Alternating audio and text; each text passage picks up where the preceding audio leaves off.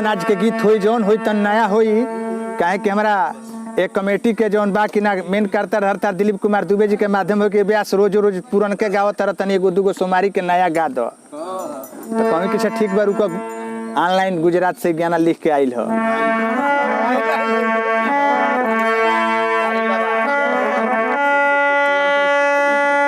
एगो भक्त शंकर जी से कहता कि ईस गणेश फणीस रामा शीस जी के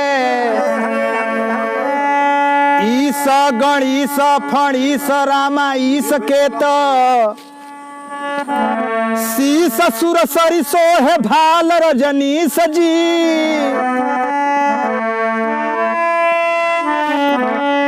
आईस तू मनीष के जोगीस दस शीस के तो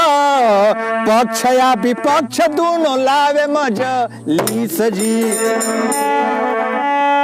यस गान कोटि 33 हरनीस करे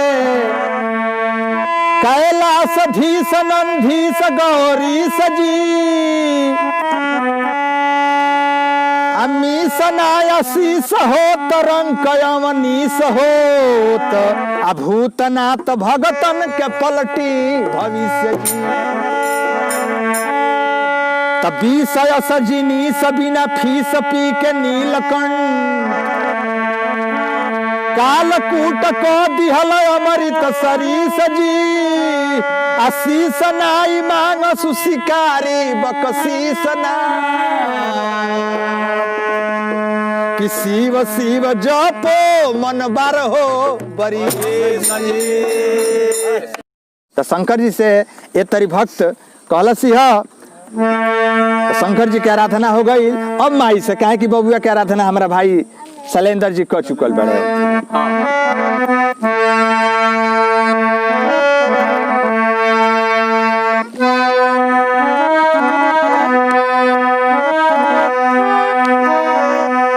तो भक्त कहता कि जयति जयति हे आदि शक्ति अब जय दुर्गे महारानी आज सभा बिचरा खय मैया हमरो इज्जत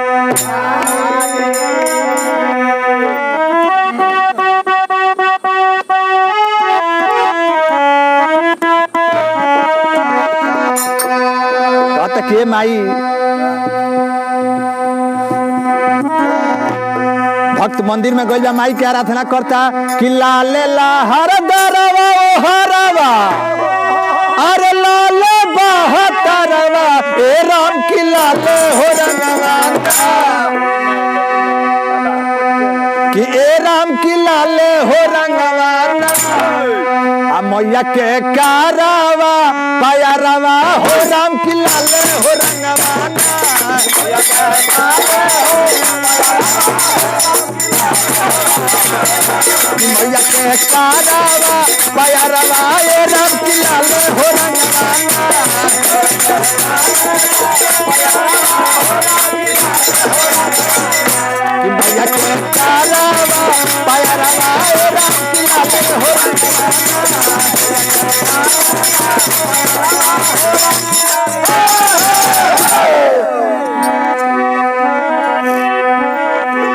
कि लाल बासांतरवा माई के अरे हो उलया नरवा ए राम की लाले हो रंगवा अब मैया के खड़ग खपरवा ए राम की लाले हो